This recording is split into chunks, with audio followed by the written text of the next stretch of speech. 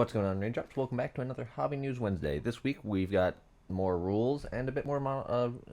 It's really just rules. I'm not gonna lie, it's just rules.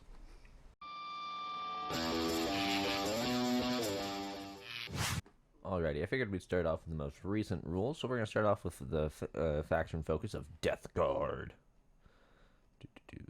They have Nurgle's Gift, which is an aura. In the first battle round, their contagion range is 3 inches, then it's 6, then it's 9 in the third, and onwards. If your army faction is Death Guard, while an enemy unit is within contagion range of this unit, subtract 1 from the toughness characteristic of the models in that enemy unit. Contagion range changes over the course of the battle, as shown below. This actually looks like it would be pretty sick. Spread the sickness. This is their detachment rule. If you control an objective marker at the end of your command phase, and a Death Guard unit from your army is within range of that objective marker, that objective marker is said to be infected and remains under your control even if you have no models within range of it, until your opponent controls it at the start or end of any turn. In addition, while an objective marker is infected under your control, it has the Nurgle's Gift ability, as if it were a unit from your army. So enemy units within contagion range of it will have their toughness characteristic modified. The Blight Lord Terminators. Which, are they gonna come out with new Chaos Terminators too with the upscale, or are they just gonna leave them? Each time, plate combi bolter. Yeah, it all looks normal. Ish. I don't know. I don't play Death Guard. Their battle tactics. This is during the fight phase. Target is 1 Death Guard unit from your army that has not been selected to fight this phase. Until the end of the phase, weapons equipped by models in your unit have the Sustained Hits 1 ability.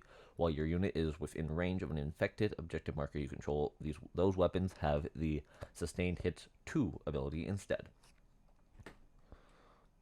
Cool. Whatever Sustained Hits is, it looks like it's going to be fun. Alright, on to the next faction. Alright, the next faction we're going to be covering for rules is the Leagues of Votann. The Eye of the Ancestor is their army rule. If your army faction is Leagues of Votann, each time an enemy unit destroys a League of Votann unit from your army, that enemy unit gains 1 judgment token. An enemy can never have more than 2 judgment tokens. Any further judgment tokens a unit would gain beyond this point are ignored. Each time a model from your army with this ability makes an attack that targets a unit that has 1 or more judgment tokens, until that model's attack has been resolved, apply the relevant bonus from the table below to attack. So for 1 judgment token, you're an imminent threat, and they get to add 1 to the hit roll. Now for 2, now we've got a grudge to settle. Add 1 to the hit roll and add 1 to the wound roll. For their detachment rule, of the Oath Band detachment rule, Ruthless Efficiency, the kin of an oath-bound skilled warriors, and Ruthless Expansionist, instinctively working together to defeat their foes and efficiently achieve their aims. As with everything, they approach war with a grim, methodical pragmatism that is an inspiration to other kin. At the start of the battle, select 1 unit from your opponent's army. That unit starts the battle with 2 judgment tokens. If at the start of your command phase that enemy unit is destroyed, you gain a number of CP depending on how early in the battle you destroyed it, as shown below. You can only gain CP in this way once per battle, and CP gained in this way are exempt to the core rules that limit the maximum number of CP you can gain per battle round to 1. If you destroy them in the first or second command phase, you get, by the first or second command phase, you get 3 command points. If it's the third or fourth, 2 command points. If it's by the 5th, 1 command point. Oathbound are Hearthkin Warriors. Luck has it, need keeps. Yeah, this has got to be the most amount of ranged weapons I've seen in a data sheet so far. Like the most choices, which is interesting. Again, a lot of ranged weapons choices. Are Votann known for being ranged? I would have pictured them more melee, but I guess that's just my image of dwarves in general. An SB Conversion Beamer, weapon ability conversion. Each time an attack is made with this weapon, if the target is more than 12 inches from the bearer, an unmodified success hit roll of a 4+ scores a critical hit. Okay, their stratagem. Once an enemy target has been marked out by the eye of the ancestors, they can focus their efforts upon its destruction, redoubling their fury should it attempt to engage. When your opponent's shooting phase just after an enemy unit that has one or more judgment tokens has resolved its attack. One League of Votann unit from your army that was selected as the target of one or more of the attacking units attacks. That's a weird sentence, but okay. Your League of Votann unit can shoot as if it were your shooting phase, but it must target the enemy unit that just attacked and can only do so if that enemy unit is an eligible target for 2 command points. Not too bad, actually. I find as I read this, I'm actually learning more and more about the rules. So let's get on to our next faction, because that's mostly what I gotta talk about today. The World Eaters. Blood for the Blood God. Their army rule is Blessing of Khorne. If your army faction is World Eaters at the start of your battle round, you can make a Blessing of Khorne roll. To do so, roll 8d6. You can then use those dice to activate up to 2 Blessings of Khorne from the Blessing of Khorne list. Each Blessing of Khorne specifies the dice results it requires. Where a number is specified, a double or triple of that value or higher is required. You can only activate each Blessing of Khorne once per battle round. Any unused dice in the Blessing of Khorne roll are then discarded. Once activated, each Blessing of Khorne applies to all units from your army with this ability until the end of the battle round. So here are all of the Blessings of Khorne. Rage Fueled Invigoration, any double. Add 2 inches to the move characteristic of models in this unit. Wrathful Devotion, any double. Models in this unit have the Feel No Pain 6+ ability. If models in this unit already have the Feel No Pain ability, add 1 to their Feel No Pain rolls. Double 3+. So I guess that would be if you roll 2 3s, 2 4s, 2 5s, 2 6s. Melee weapons equipped by models in this unit have the Sustained Hits 1 ability. Double 4+, or any triple. Each time a model in this unit is destroyed by a melee attack, if that model has not fought this phase, roll 1d6 on a 4+, do not remove it from play. The destroyed model can fight after the attacking model's unit has finished making its attacks and is removed from play. Warp Blades, double 5+, or any triple. Melee weapons equipped by models in this unit have the Lethal Hits ability. Unbridled Bloodlust, double 6 or triple 4+. This unit is eligible to declare a charge in a turn in which it advanced. That last one's actually really good. I see why that's a double 6 or a triple 4+. Khorne Berserkers, not a lot of options there. Those are different shoulder pads than that guy. I'd have to look at the World Eater's range now, because that guy actually looks pretty cool with those shoulder pads. Okay. Angron. Yeah, I figured they'd talk about him. Glorious Bloodletting. When a friendly World Eater's unit is within... I'd have to look at the difference between his rules, yeah. The Demon Gore Cannon. Range 18. Attack D plus 60+. What is S again? I always forget what S is. AP -4. Damage is D6 plus 2. Blood Offering. The blood of Khorne devoted warriors is still blood. And when the battleground runs red, it is still a worthy addition to the blood god's domain. He cares not where the blood flows, only that it does. In other words, when any phase, one World Eater's unit from your army that was just destroyed while it was within range of an objective marker you controlled, you can use this stratagem on that unit even though it was just destroyed. That objective marker remains under your control even if you have no models within range of it until your opponent controls it at the start or end of any turn. That seems to be a common theme that we're getting with Chaos a lot, is that they can still control objective markers even though they're not near them. That does just seem to be a common theme. Anyway, let's get on to our next one. And our next one will be the Adeptus Mechanicus, or as I like to call them, the Toaster Fuckers. Doctrine Imperatives. At the start of the battle round, you can select one of the Doctor Imperatives below until the end of the battle round. That Doctrine Imperative is active for your army, and all units from your army that have the Doctrine Imperatives ability gain the relevant ability shown. The Protector Imperative. Ranged weapons equipped by models in this unit have the Heavy ability. Each time a ranged attack targets this unit, if this unit is within your deployment zone, worsen the armor penetration characteristic of that attack by 1. Conqueror Imperative. Ranged weapons equipped by models in this unit have the Assault ability. Each time a model in this unit makes a ranged attack, if the target of that attack is within your opponent's deployment zone, improve the armor penetration characteristic of that attack by 1. Rad bombardment. Whether as a result of natural phenomenon, apocalyptic, or calamitous accidents, many Forge Worlds are heavily irritated. When holy wars of requisition are unleashed, the tech priests think nothing of turning this invisible curse upon their foes, bombarding the battlefield with deadly radiation prior to an assault. Battle Round 1, Bombardment. At the start of the first battle round for each enemy unit within your opponent's deployment zone, your opponent must decide whether that unit will take cover or stand firm. If a unit takes cover until the end of the battle round, that unit is battle shocked. If the unit stands firm, roll 1d6 for that unit. On a 3+, that unit suffers d3 mortal wounds. Battle Round 2 onwards, Fallout. At the start of the second, third, fourth, and fifth battle rounds, roll 1d6 for each enemy unit within your opponent's deployment zone. On a 3+, that unit suffers 1 mortal wound. Once again, compared to Space Marines, we're seeing a lot more weapon options. That's all I can really talk about with these guys until we start getting to the armies I play, which is Space Wolves, and I guess I do kind of play Chaos Space Marines, but I haven't actually looked at their rules. Rust Stalkers. Okay, these guys look pretty cool, though. Optimistic Gate. Add 1 to advance and charge rolls made for this unit. While this unit is within 6 inches of one or more friendly Adeptus Mechanicus battling units, add 2 to advance and charge rolls made for this unit instead. Belisarius Call. At the start of the battle round, select one of the abilities in the It doesn't seem that it's again. I can't talk about their like big ones. Ooh, Eradication Beamer, range 36, damage. No, that's attack. D6, ballistic 4+, 9. I have to imagine it saves, but I still don't know. AP -2 and damage 2. Seems alright.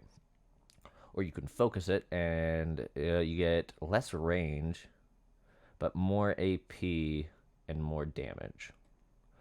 There's stratagem now. Aggressor Imperative, Rad Cohort, Battle Tactic Stratagem. The Skitarii feel the press of an invisible hand upon their minds as the machine god drives them forwards. Servos are pushed to their structural limits as fiber bundles filled with the boundless energy of the motive force and propel the faithful on an unstoppable crusade. Your charge phase. That's when it happens. Target 1 Sicarii unit from your army that advanced this turn. Until the end of your turn, your unit is eligible to declare a charge, even though it advanced this turn. You can only use this stratagem if the Conquer Imperative is active for your army. I'm guessing this is the one you can only do if the Protector one is. Yeah, so it's like similar, but it's for like Protector. Well, no, it's not similar, but yeah. And that is going to be the rules for the Adeptus Mechanicus. Let's get on to the next one. This video. Next up, we have the Eldari. Or the Eldar.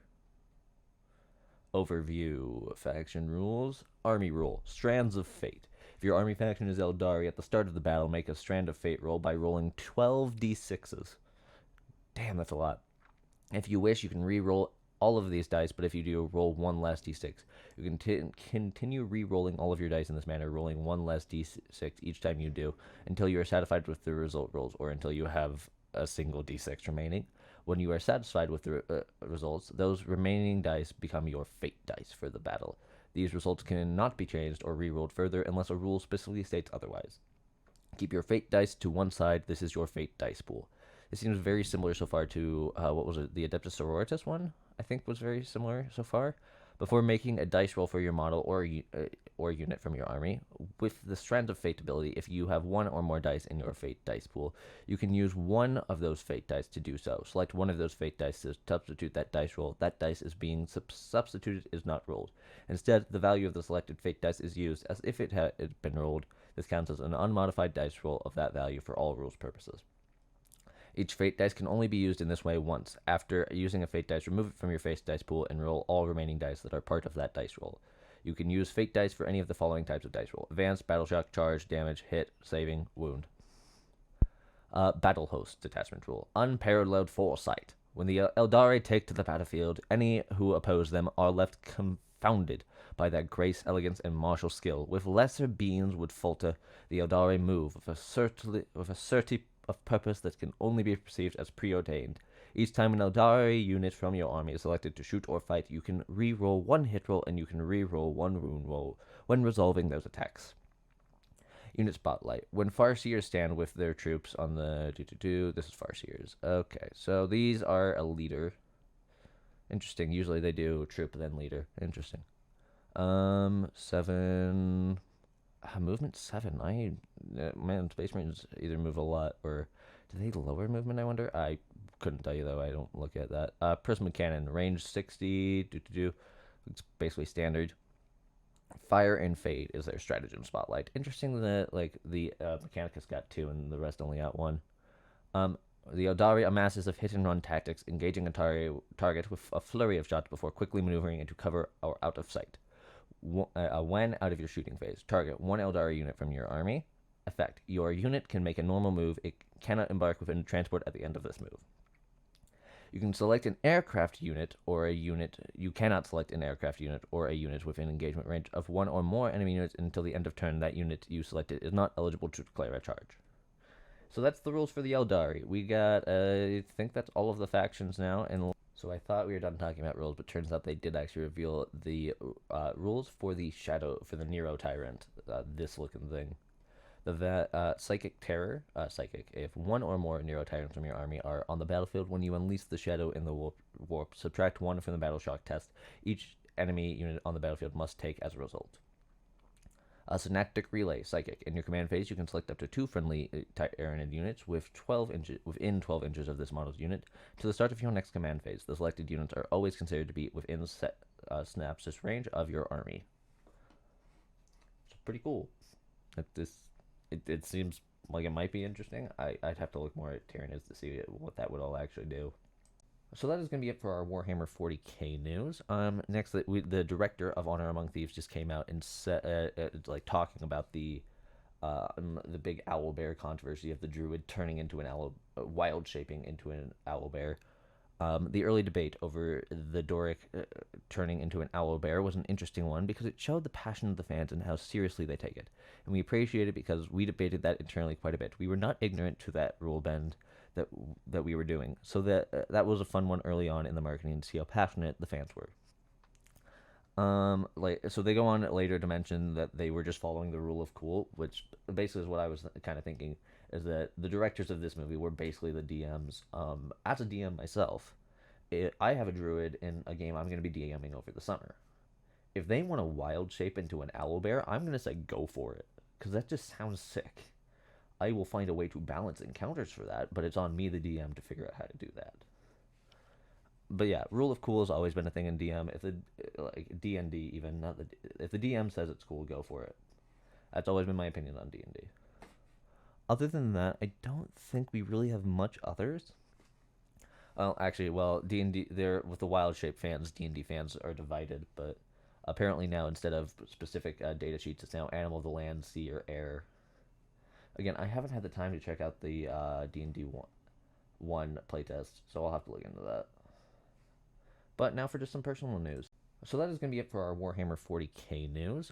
Next, the director of Honor Among Thieves just came out and talking about the big owl bear controversy of the druid turning into an wild shaping into an owl bear.